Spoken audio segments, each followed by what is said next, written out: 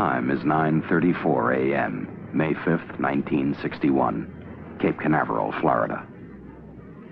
High above, atop this redstone rocket, 10, 9, Alan Shepard waits. 7, 6, 5, 4, 3, 2, 1, 0. Lift off. All right, lift off, and the clock has started.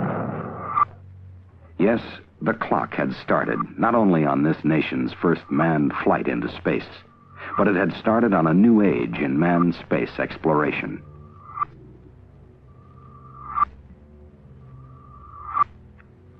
Within 3 weeks, President Kennedy had charted our course. The landing of men on the moon before the end of the decade.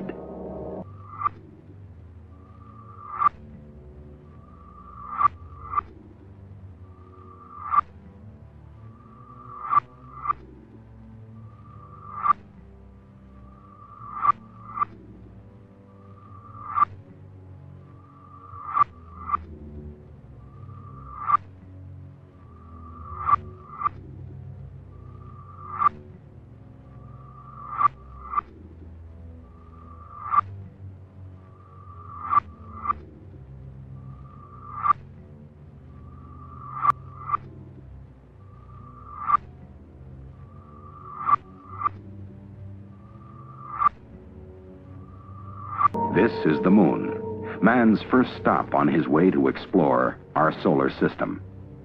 To get there and return successfully before 1970 is the primary objective of NASA's Project Apollo.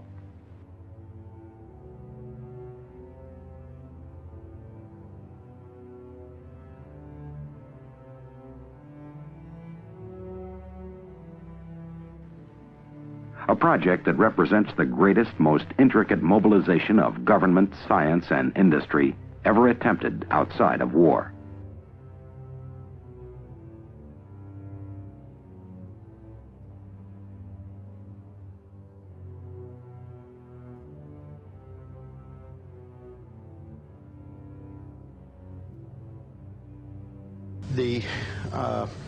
The Earth is the only visible object other than the sun that can be seen, although there have been some reports of seeing planets. I myself did not see planets from the surface, but I suspect they might be visible. The Earth is quite beautiful from space and from the moon. It looks quite small and quite remote, but it's very blue and covered with white lace of the clouds, and the continents are clearly seen, although they have very little color from that distance. What about the sun? Do you see any trace of the corona? No, the glare from the sun on the helmet visor was too difficult to pick out the corona. The only time we could see the corona was during an eclipse of the sun from the moon. That is, when we were flying through the moon's shadow and could observe the solar corona peeking out from behind the moon. A promise made by the past to the future. A beginning.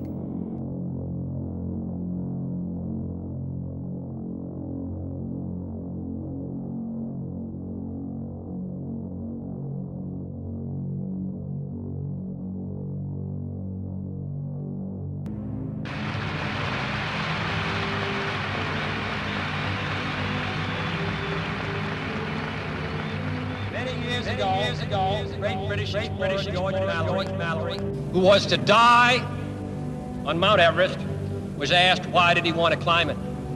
He said, because it is there. Well, space is there, and we're going to climb it.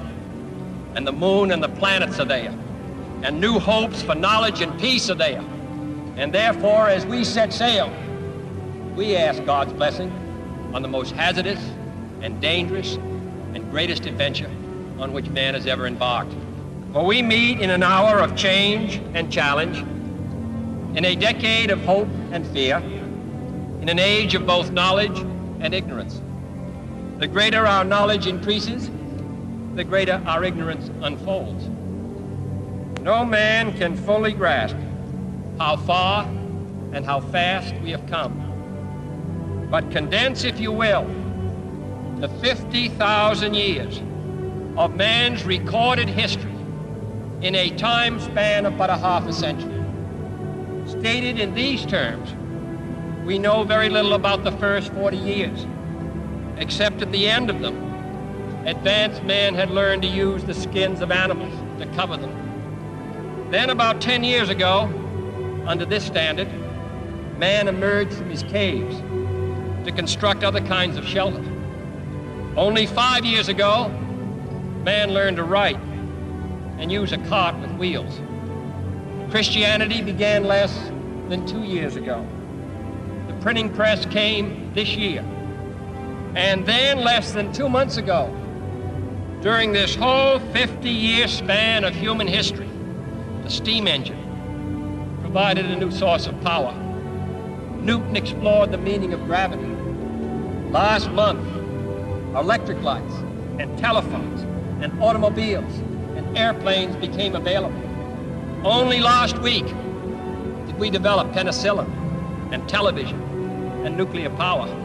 And now, if America's new spacecraft succeeds in reaching Venus, we will have literally reached the stars before midnight tonight. For the eyes of the world now look into space, to the moon and to the planets beyond. Man in his quest for knowledge and progress is determined and cannot be deterred. The exploration of space will go ahead, whether we join in it or not. And it is one of the great adventures of all time. And no nation which expects to be the leader of other nations can expect to stay behind in this race for space. We set sail on this new sea because there is new knowledge to be gained and new rights to be won. And they must be won and used for the progress of all people. There is no strife, no prejudice, no national conflict in outer space as yet. Its hazards are hostile to us all. Its conquest deserves the best of all mankind. But why, some say, the moon? Why choose this as our goal? And they may well ask, why climb the highest mountain? Why, 35 years ago, fly the Atlantic? Why does Rice play Texas? We choose to go to the moon. We choose to go to the moon.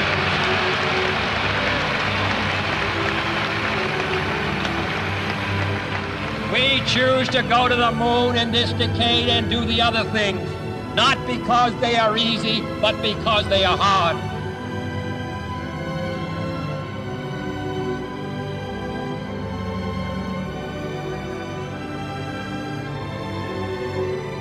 It was all over in one stunned, horrifying second. Astronauts Gus Grissom, Ed White, and Roger Chaffee, the prime crew of Apollo 1, our first manned Apollo flight, at T-minus 10 minutes in a simulated countdown for the flight at Cape Kennedy. It was 6:31 p.m. Eastern Time last night. After delays caused by minor problems, they had reached the climactic moments of the countdown. Plugs out, the spacecraft was on its own internal power, disconnected from Pad 34's electrical supply. Apollo's instrument panel with hundreds of gauges, switches, and dials was in front of them. As the count progressed, each crewman flicked switches. Then they got into a hold, and suddenly the moment of death. An electrical spark apparently shot out and ignited the 100% oxygen in the cabin that they were breathing as in a real spaceflight. Their faceplates were down, Apollo's hatch sealed. On closed-circuit TV screens 218 feet below in the blockhouse, horrified engineers watched the burst of flames and smoke envelop Grissom, White, and Chaffee. They heard their last words of shock and surprise. It was over in an unbelievable microsecond. The flames enveloped Apollo 1, burning the couches, charring the spacesuits. The crewmen never had a chance. Scores of pad safety workers rushed up the elevators to the launch tower. They battled the smoke, fought their way up to the hatch. One by one, they toppled from the fumes despite their smoke masks. But it was too late. It had been too late from the beginning. Despite all the safety precautions, the elaborate launch escape system, this was the one non-escape situation. With the launch system inactivated, the spacecraft locked in the gantry tower, hatches closed, you can't get out in a hurry. It was 6 hours before their bodies were removed early this morning. The crushing irony is hard to believe. 16 U.S. manned space flights have ticked off in these last 6 years. No pilot has even been scratched in flight. 3 have died in aircraft accidents during Gemini, and now Gus Grissom, the tough, wiry veteran of Mercury, 41 years old, and Gemini was gone. Ed White, 36, our first spacewalker, who believed so strongly you could feel it in his words, and Roger Chaffee, at 32, ready for his first flight, so eager that Gus and Ed kidded him constantly. All their lives snuffed out in the moment that was never supposed to happen. As dawn rose this morning over the sands of Canaveral, we had tasted tragedy. An official Space Agency Board of Inquiry has been at it all night. The scene at the Cape now from pool correspondent Jim Hartz. Flags at Cape Kennedy are flying at half-mast on this cold, windy morning, and tight security has been placed around Launch Complex 34, where the big Saturn booster and the charred Apollo spacecraft still stand, empty now except for the investigators who are searching for the cause of the tragic fire. The launch pad is about 3 miles to the northeast of where I'm standing, and we haven't been allowed to go any closer, and we won't be until the NASA personnel and engineers from North American Aviation, makers of the Apollo, have finished their work. They've been going over the spacecraft, booster, switch by switch, valve by valve, trying to recreate a picture of what it was like in the moments leading up to the intense flash fire which took the lives of the 3 astronauts. Their bodies were removed from the command section of the Apollo a little before 2 o'clock this morning. They were badly burned. All of the data from the simulation have been impounded for the Special Board of Inquiry, which will be named this morning. The data includes tapes of telemetry and voice communications, videotape, if any, from the closed-circuit television cameras in the White Room surrounding the spacecraft, and film from motion picture cameras which were aimed at it. Before the bodies of the astronauts were taken out, detailed photographs were made of the position of every switch inside the spacecraft, and it's assumed that the Apollo will be completely dismantled to check its components. But sources close to the project say that the spacecraft is badly burned, charred on the inside, blackened on the outside, and needless to say, it's beyond repair and will never fly. They know this much, that a problem with the communication system developed during the test before the fire, that the interior of the spacecraft was pressurized with 100% oxygen, and that it had been switched to its own power supply. Grissom, White, and Chaffee were inside their inflated suits, and the hatches of the craft were bolted shut. The test had progressed normally, except for a few minor problems. And according to a NASA spokesman, the first indication that anything was wrong came when they saw a flash from the television cameras inside the spacecraft, the cameras in the White Room, the flash inside the spacecraft. There was voice communication with the astronauts, but what they said has been classified. This is Jim Hartz reporting from Cape Kennedy.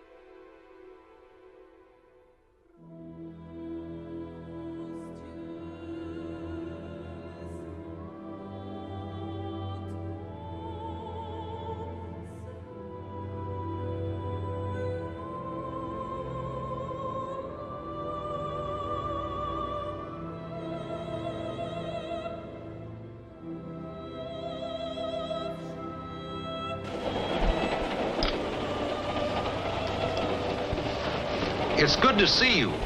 I'm Alfred Perlman. I'm a man, and I'd like to tell you something about our and what we're doing on it. Hear that click of the rails? That's the same music as the hush in the theater to an actor before the footlights come up. The click of the wheels on the rails gets into your blood. People tend to take road pretty much for granted. We in the business probably haven't told the story of the changing conditions in our country. So much a part of our American history and landscape that most of us don't realize how much they have kept changing. Roads have changed with the times, and now they have entered what is perhaps the most dynamic period of our development.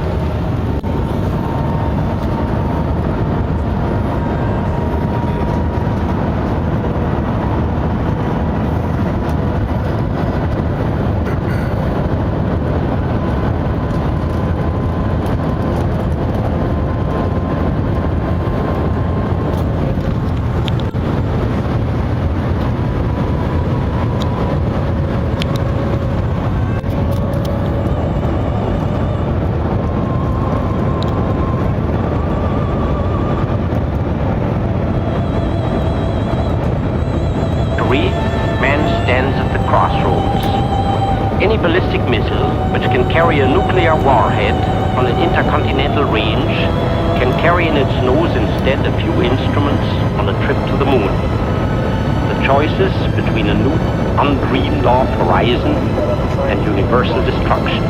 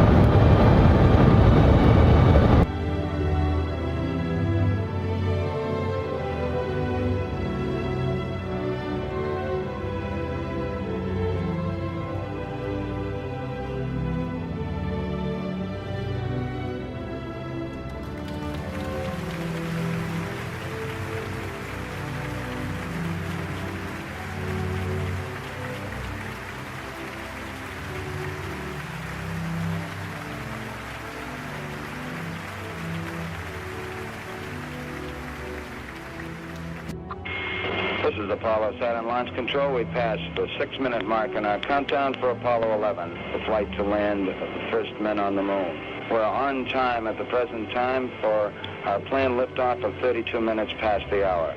Coming up shortly, that swing arm up at the spacecraft level will come back to its fully retracted position.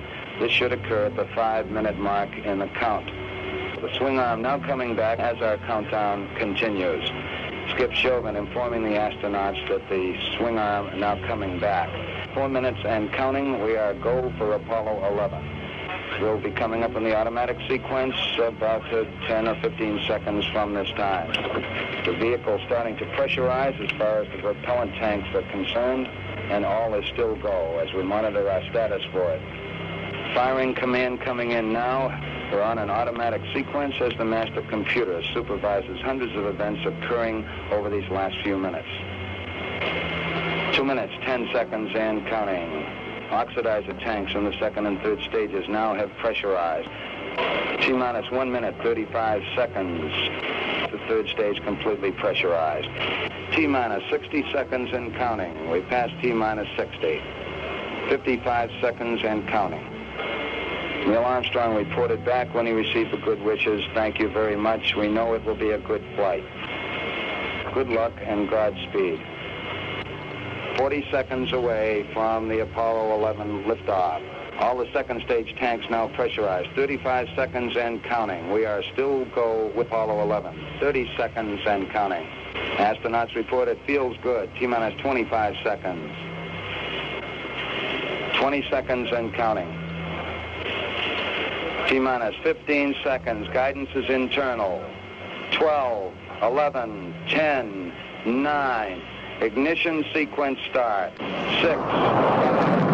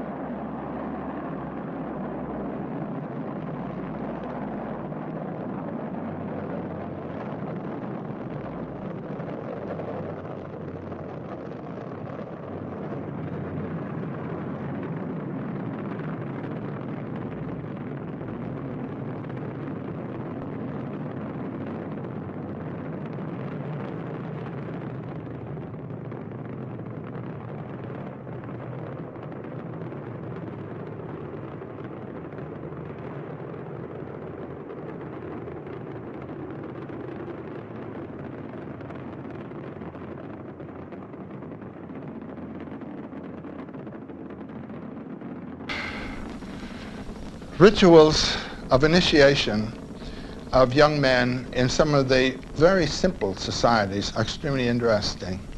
The boys are brought up to be in fear of the masks that the men wear in their rituals. These are the gods. These are the personifications of the powers that structure the society.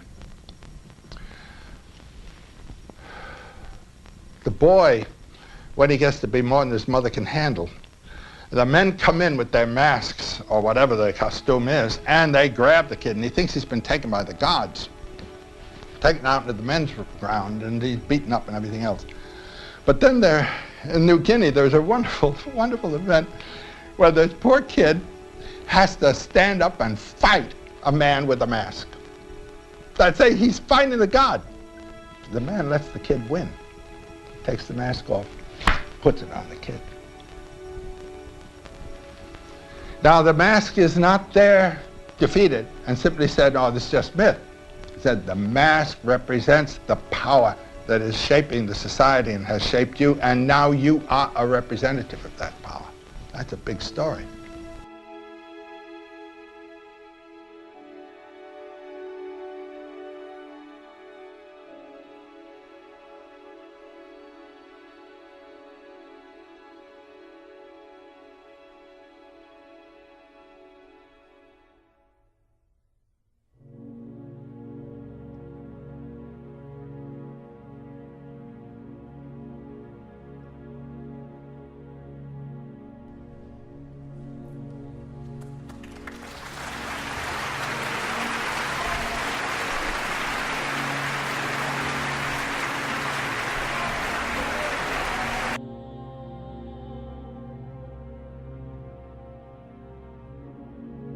Fire. Real mystery to early man. Nobody knows how anybody learned to make it work.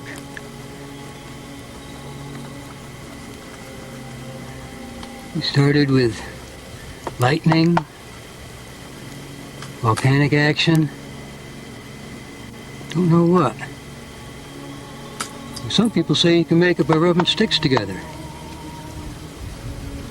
You don't really believe that that would happen, do you? I'm sure man's tried all kinds of methods over the years.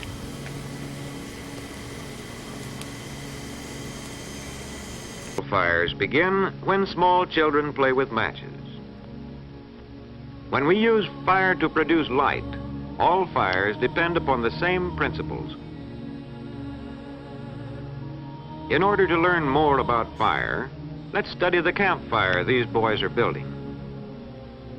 Dry bark and twigs are good to start the fire, and the boys have heaped them at the center of the pile of fuel. They have chosen a site in a clearing so that the campfire can't spread out of control. Larger branches will keep the blaze going after the bark and twigs burn out. Now the pile of wood is ready. Heat from the match flame soon sets fire to the bark and small twigs.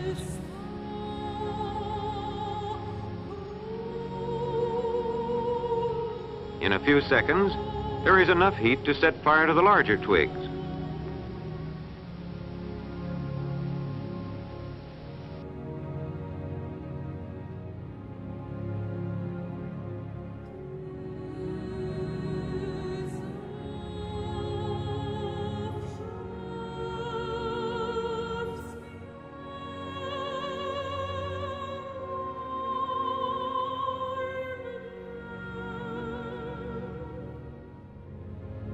Finally, the branches begin to burn. Because these must be hotter than either bark or twigs before they will take fire, we say that branches have a higher kindling temperature than bark or twigs.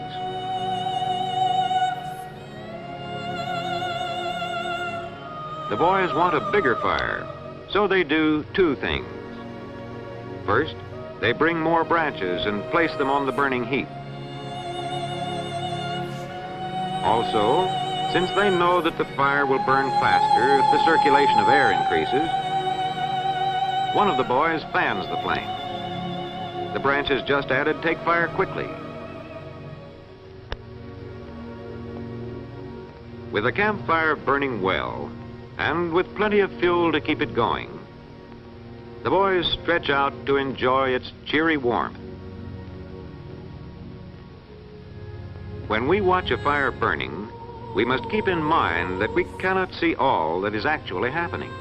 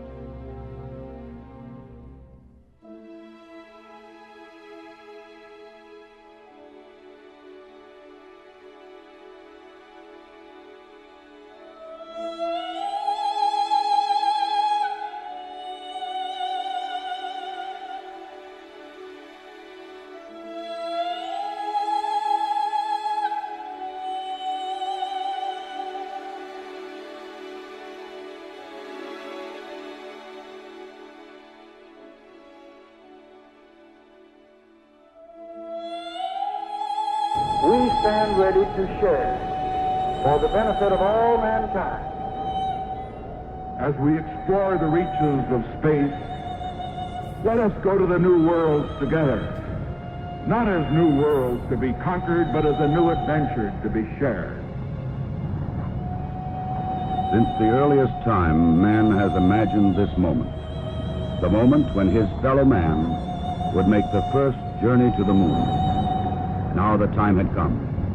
In the 6th decade of the 20th century, the ancient dream was to become a reality.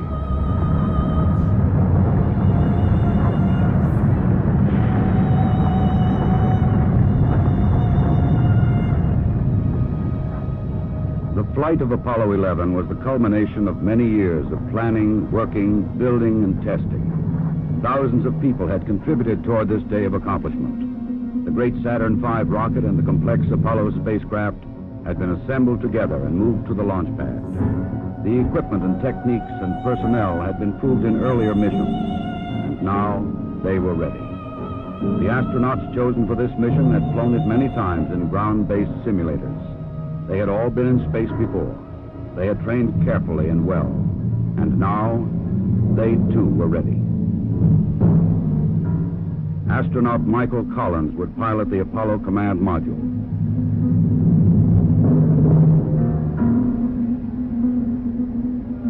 Astronaut Edwin Aldrin Jr. would pilot the Lunar Module.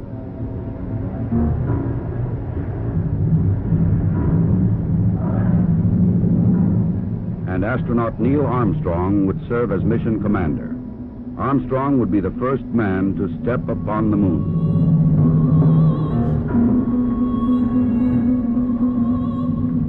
July 16th, the day had come. The moon awaited. The men rose early, ate breakfast, and dressed in their spacesuits.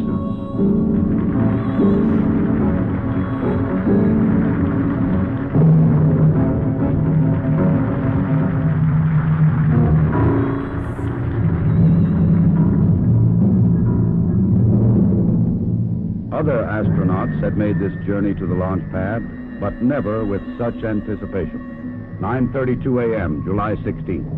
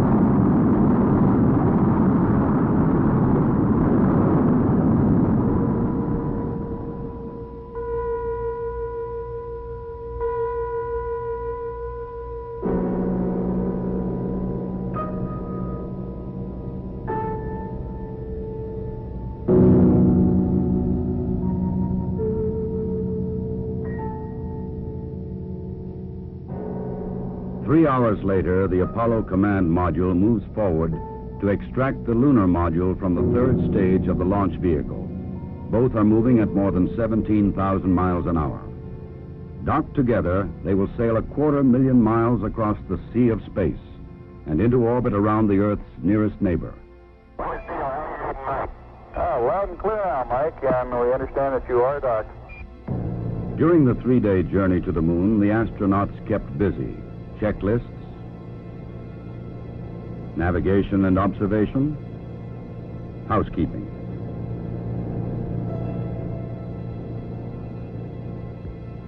They must work in a weightless environment, keeping their spacecraft and themselves in good condition. Data must be collected and reported. Experiments must be performed, including photography both inside and outside the spacecraft. Because of the film speed, these actions appear faster than they actually were.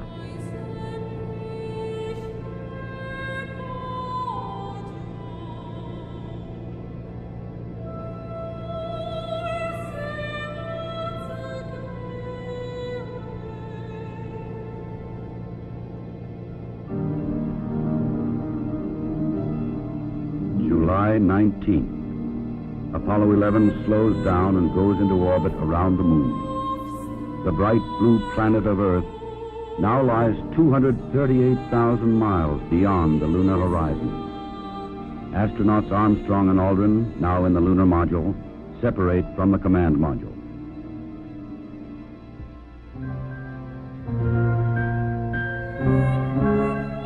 Astronaut Collins remains behind. Preparation for the lunar module descent to the moon now begins.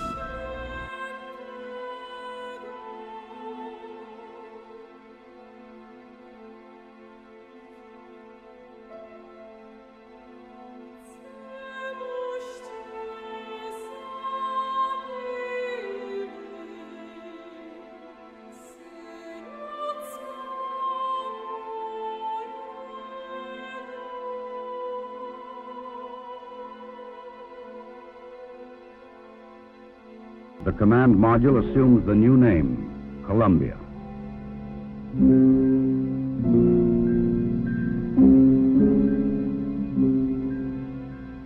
The lunar module will be called the Eagle. From Columbia, Michael Collins' camera sees bright rays of the sun reflecting patterns of color from the surface of the Eagle.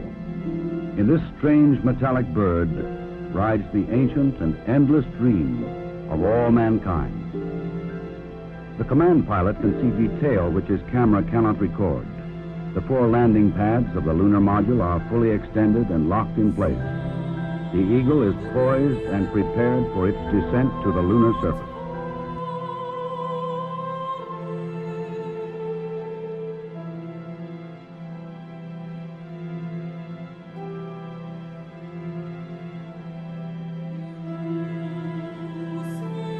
The moon landing craft rocket engine fires to slow it down and to place it on the pathway to the landing site in the Sea of Tranquility. There is tension and caution as the Eagle flies lower. Warning lights blink on as the computer tries to keep up with the demand for control data, but the status remains go. Eagle, we got you now. It's looking good, over. Roger, copy. Eagle Houston, after yaw around angled S-band pitch, minus 900 yaw, plus 18. Roger, you're a go to continue power and descent. You're a go to continue power and descent. Altitude now 21,000 feet, still looking very good. Velocity down now to 1,200 feet per second. You're looking great to us, Eagle. Give us a reading on the 1202 program alarm. Roger, we got you. We're going at alarm. Good radar data. We're now in the approach phase. Everything looking good. Altitude 4,200. Houston, you're a go for landing, over. Roger, understand. Go for landing. 3,000 feet. Top alarm. Altitude 1,600. 1,400 feet. Still looking very good. 700 feet, 21 down. 33 degrees. 100 feet down at 19. 1201. 1201. Roger, 1201 alarm. We're go, same type, we're go. Altitude, velocity, light, 8.5 down, 220 feet. 15 forward. 11 forward, coming down nicely, 200 feet. 4.5 down, 5.5 down. 60 seconds. Lights on. Down 2.5.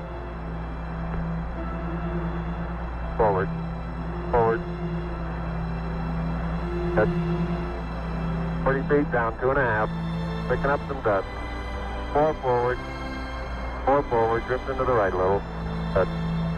5. Contact light. Okay, engine stop. We copy you down, Eagle. Tranquility Base here. The Eagle has landed.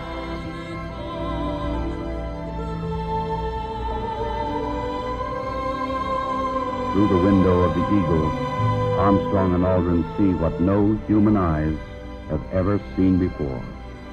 Their spacecraft casts a long shadow across the undisturbed dust of centuries.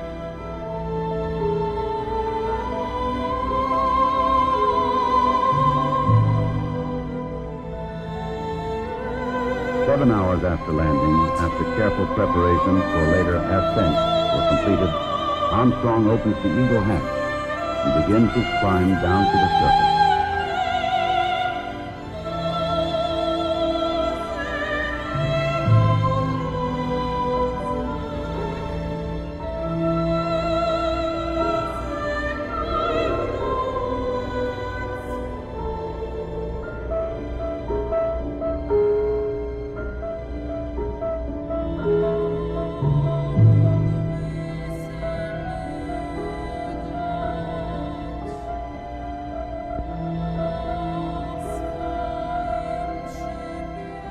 The first footsteps on this strange new world must be taken cautiously. The moon has only 1/6 the gravity of Earth. The nature of its surface was still unknown. I'm going to step off the limb now. That's one small step for man. One giant leap for mankind.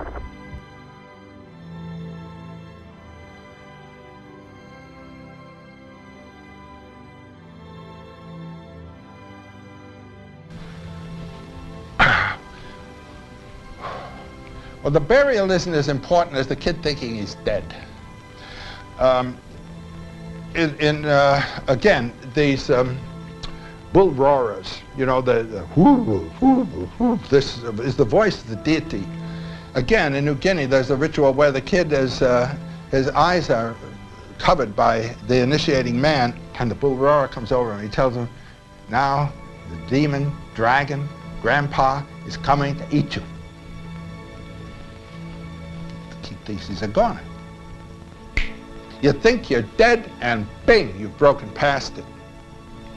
You've got a new, expanded life. You're bigger. What has died has been the infantile ego.